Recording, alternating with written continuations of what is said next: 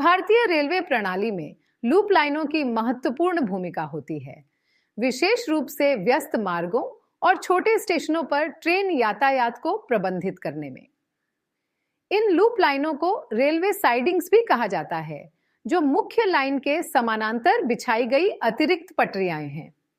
ये ट्रेनों को एक दूसरे को बाईपास करने, ओवरटेक करने की सुविधा प्रदान करने या मुख्य लाइन पर प्रवाह को बाधित किए बिना अस्थायी रूप से ट्रेनों को रोकने के लिए स्थान प्रदान करती हैं। भारतीय ट्रेन लूप लाइन प्रणाली के प्रमुख घटक: 1. मुख्य लाइन, मुख्य ट्रैक जहां अधिकांश ट्रेन यातायात होता है। मुख्य लाइन पर चलने वाली ट्रेनों का अनुसूचित मार्ग और समय होता है। 2.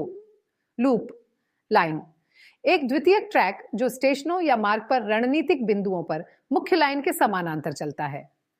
इसका उपयोग विभिन्न परिचालन कारणों के लिए मुख्य लाइन से अस्थायी रूप से ट्रेनों को मोड़ने के लिए किया जाता है, जैसे तेज ट्रेनों को रास्ता देना या अन्य ट्रेनों को गुजरने की अनुमति देना।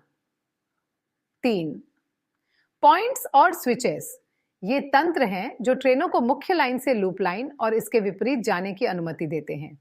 स्टेशनों या जंक्शनों पर पॉइंट्स और स्विचेस ट्रेनों को ट्रैक बदलने की अनुमति देते हैं, परिचालन आवश्यकताओं के आधार पर। 4. सिग्नलिंग प्रणाली, लूप लाइनों को प्रबंधित करने के लिए एक प्रमुख विशेषता सिग्नलिंग प्रणाली है। सिग्नल उस बिंदु से पहले लगाए जाते हैं जहां एक ट्रेन को लूप लाइन पर निर्देशित किया जाता है। भारतीय रेलवे ट्रेन की गति को प्रबंधित करने के लिए रंगीन लाइट सिग्नल या सेमाफोर सिग्नल का उपयोग करता है। 5. लेवल क्रॉसिंग, लूप लाइनों को अक्सर सड़कों या अन्य ट्रैकों को पार करना पड़ता है। ये क्रॉसिंग, जो बाधाओं और सिग्नलों से सुसज्जित होती है, ट्रेनों और वाहनों के सुरक्षित पारगमन को सुनिश्चित करती हैं। भारतीय रेलवे में लूप लाइनों का कार्य: 1. ट्रेन पासिंग और ओवरटेकिंग, एकल ट्रैक मार्गों या उन क्षेत्रों में जहां कई ट्रेनें एक ही ट्रैक का उपयोग करती हैं, लूप लाइनों की अनुमति होती है कि एक ट्रेन इंतजार करे जबकि दूसरी पास हो जाए। यह विशेष रूप से महत्वपूर्ण है ताकि एक्सप्रेस या सुपरफास्ट ट्रेनों को धीमी रुकने वाली ट्रेनों को ओवरटेक करने की अनुमति मिल सके। धीमी ट्रेन लूप लाइन पर जाती है, जिससे तेज ट्रेन मुख्य लाइन पर बिना रुके गुजर सके। उदाहरण: यदि 2 ट्रेनें विपरीत दिशाओं में यात्रा कर रही हैं, तो एक को स्टेशन पर लूप लाइन पर निर्देशित किया जाएगा, जबकि दूसरी मुख्य लाइन पर गुजरती है। जब दूसरी ट्रेन गुजर जाती है, तो लूप पर ट्रेन मुख्य ट्रैक पर वापस आ सकती है और अपनी यात्रा जारी रख सकती है। 2. ट्रेन स्टेबलिंग या होल्डिंग, लूप लाइनों का उपयोग ट्रेनों को अस्थायी रूप से रोकने के लिए भी किया जाता है।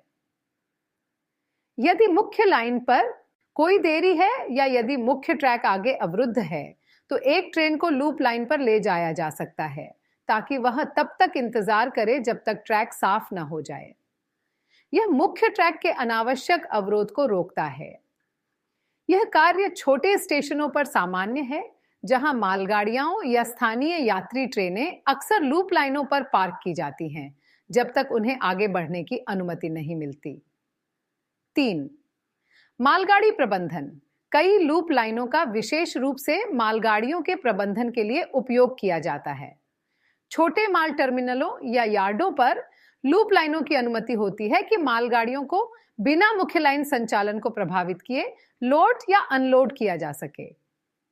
लोडिंग अनलोडिंग पूरी होने के बाद ट्रेन को मुख्य लाइन पर वापस ले जाया जाता है। मालगाड़ियां जो सामान्यतः धीमी चलती हैं और जिनकी रुकने की अवधि लंबी होती है, अक्सर लूप लाइनों पर रुकती है, जबकि तेज यात्री ट्रेनें या एक्सप्रेस ट्रेनें गुजरती हैं। 4. ओवरटेकिंग ऑपरेशंस, स्टेशनों पर जहां एक्सप्रेस या सुपरफास्ट ट्रेनों को धीमी यात्री या मालगाड़ियों को ओवरटेक करने की आवश्यकता होती है, धीमी ट्रेन को लूप लाइन पर मोड़ दिया जाता है, जिससे तेज ट्रेन बिना रुकावट के गुजर सके। ओवरटेकिंग ट्रेन के गुजरने के बाद धीमी ट्रेन मुख्य ट्रैक पर वापस आ जाती है। उदाहरण: एक स्थानीय यात्री ट्रेन को लूप लाइन पर एक स्टेशन पर रोका जा सकता है ताकि राजधानी एक्सप्रेस, भारत की सबसे तेज ट्रेनों में से एक, मुख्य लाइन पर उच्च गति से गुजर सके।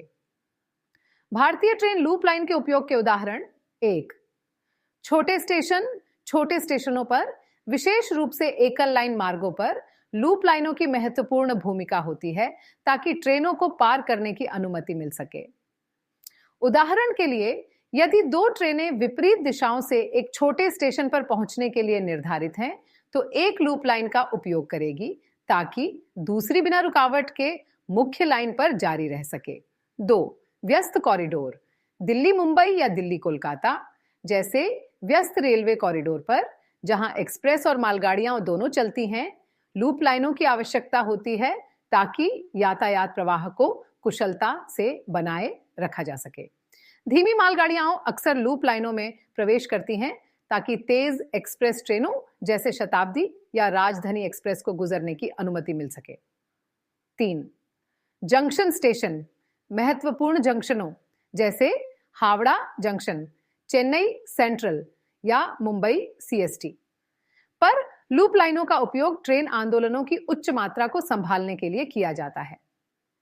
इन स्टेशनों पर अक्सर कई लूप लाइंस होती हैं ताकि आने और जाने वाली ट्रेनों को मुख्य लाइनों पर देरी किए बिना समायोजित किया जा सके।